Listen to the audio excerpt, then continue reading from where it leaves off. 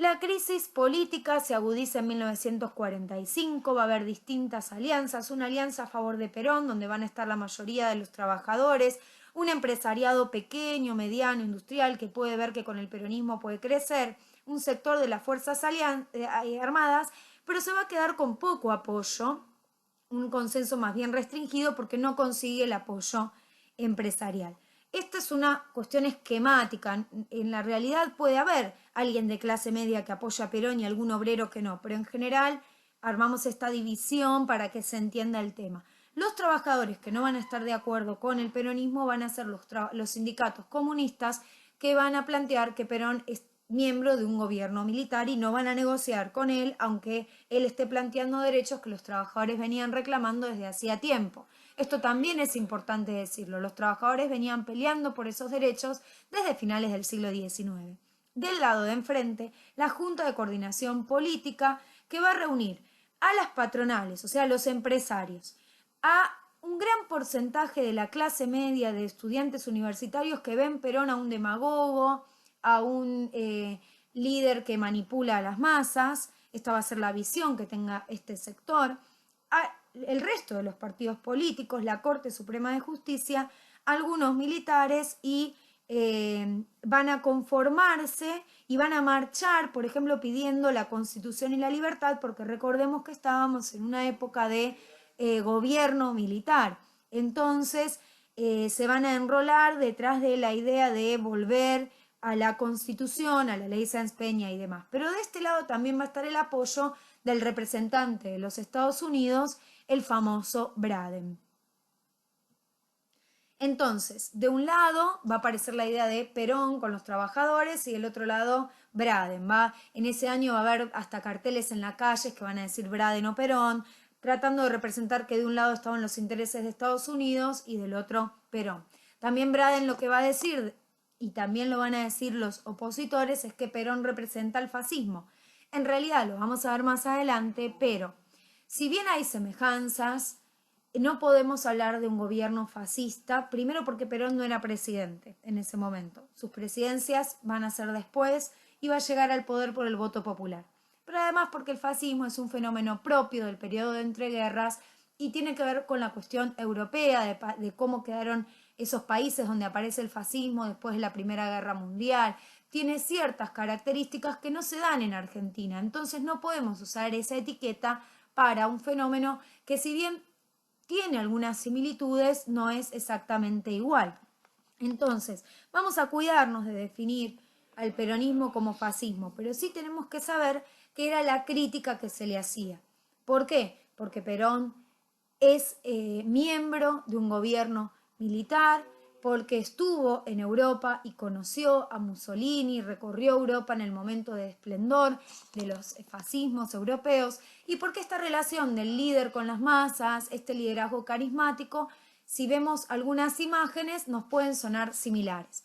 Ahora, el fascismo tiene otras características que vamos a profundizar en otros videos, o ya profundizamos en otros momentos o en otros años. Entonces no vamos a usar esa palabra para caracterizar al peronismo. Sí hay que saber que la oposición lo va a criticar y una de esas críticas va a ser el acercamiento al fascismo. El 17 de octubre de 1945, dijimos que este año es un año de conflictividad política. Se está marcando muy claramente quiénes están a favor de Perón. Perón no era presidente, pero parecía la figura más importante, su poder va a ser creciente, y quiénes van a estar en contra. Su poder había aumentado como su popularidad. Por eso empieza a haber rispideces dentro de la misma, del mismo grupo que gobierna. Y el 8 de octubre Perón es obligado a renunciar por los mismos que le habían puesto en esos lugares, renunciar a sus cargos y es trasladado como preso político a la isla Martín García. Esta prisión de Perón, lejos de acallar a quienes lo seguían, al contrario, va a otorgarle mayor popularidad. Recordemos que en septiembre fue la marcha de la Constitución y la Libertad, el gobierno de Farrell estaba bastante presionado. Farrell había prometido llamar a elecciones y no lo había hecho. El golpe del 43 se había hecho en nombre de terminar con la década infame y todavía no había elecciones. Entonces los partidos políticos de oposición están presionando y dentro del mismo sector de gobierno la figura de Perón había crecido demasiado. Esto genera algunas rispideces con Farrell y con otras personas que conformaban el GO, y entonces deciden apresarlo. Ante la prisión de Perón, la crisis política se agudizó, se hizo más fuerte. Y encontramos distintas visiones respecto del qué hacer, no solo en la oposición política, sino también dentro de los sectores que apoyaban al peronismo. En la oposición política va a haber un sector que va a tratar de establecer algún tipo de diálogo, como el sector de Sabatini, algunos radicales que querían establecer algún diálogo con Farrell para que llame elecciones, y otro sector que se negaba a dialogar con un gobierno militar. Por otro lado, en los sindicatos también discuten qué hacer frente a la prisión de Perón. Farrell pone en lugar de Perón, en la Secretaría de Trabajo, al general Ábalos, quien estaba dando marcha atrás con algunas medidas que Perón había establecido para los trabajadores. Y esto los trabajadores lo van a sentir, o sea, van a empezar a pensar que sin Perón en la Secretaría de Trabajo, todos los derechos que habían adquirido iban a ir marcha para atrás. De hecho, no se quería pagar el 12 de octubre, que era feriado, que siempre se paga más cuando uno trabaja en los feriados. Había una negativa de los patrones de pagar ese feriado para quienes lo habían trabajado, ¿no? Entonces hay toda una discusión respecto de si con Ábalos en la Secretaría de Trabajo y Perón preso, si los trabajadores perdían todo lo que habían adquirido. Así que hay reuniones por esos días en los distintos sindicatos y en las centrales obreras para definir qué hacer. Las propuestas van a ser ir a la huelga general pidiendo por Perón o pidiendo por los derechos.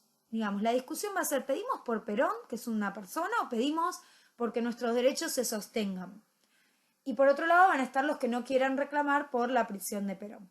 Lo cierto es que se organiza una huelga para el 18 de octubre y los trabajadores terminan saliendo a las calles un día antes, el famoso 17 de octubre de 1945. Algunas imágenes de ese día que nos llaman la atención. La plaza se llenó, los trabajadores salían de las fábricas, caminaban por la ciudad. Tenemos imágenes y registros de videos muy precarios, ¿no? Porque en la época los videos eran muy precarios, de trabajadores caminando, subiendo a colectivos, subiendo a camiones, yendo hacia la Plaza de Mayo. El sector de la élite se horroriza ante la llegada de estos cabecitas negras, como la élite llama a la clase trabajadora, llegar al centro de la ciudad y a la Plaza de Mayo, lugar donde se disputaba, digamos, lo político, ¿no? Frente a la casa de gobierno, y va a ser una de las primeras veces donde nos encontramos con una concentración tremenda de personas en cantidad reclamando por un líder que es Perón. Esa gente que llega a la Plaza de Mayo no se va, está todo el día pidiendo por la liberación de Perón. Farrell, acorralado por la situación, porque la clase obrera no se va de la plaza, decide traerlo de la isla Martín García, pasa por unos exámenes médicos y tiene una conversación con Perón. Farrell, le dice, ¿qué hacemos? Y Perón le propone llamar a elecciones. Esas van a ser las elecciones de febrero del 46. Y según esto lo cuenta Perón de más grande en algún relato, dice que, bueno, él se iba a retirar y Farrell le dice, no, salí al balcón y hablale a todos estos que si no, no se van a ir. Perón termina hablando ese día a las 11 de la noche aproximadamente y es uno de los discursos en los que se dirige a los trabajadores, se pone en el lugar de trabajador, así como cuando le hablaba a los empresarios se ponía en el lugar de empresario, ahora se pone en el lugar de trabajador. Y los alienta, digamos, habla de un movimiento que es colectivo, que tiene que ver con la fuerza de esos trabajadores y de alguna manera los convoca a este proyecto político que está formando. Por eso, para la mayoría de los historiadores, este es el origen del peronismo. A partir de este momento, Perón organiza lo que se va a llamar el Partido Laborista, después se va a transformar en Partido Justicialista, que va a pelear en las próximas elecciones, en febrero del 46, van a ser las primeras elecciones sin fraude desde el año 28, que había ganado Irigoyen, y en esa oportunidad, bueno, está claro que con todo este apoyo masivo, gana Perón con un porcentaje de votos muy alto, un apoyo popular muy alto. Así que seguiremos explicando este proceso en próximos videos. Espero que se haya entendido. Cualquier duda me la preguntan.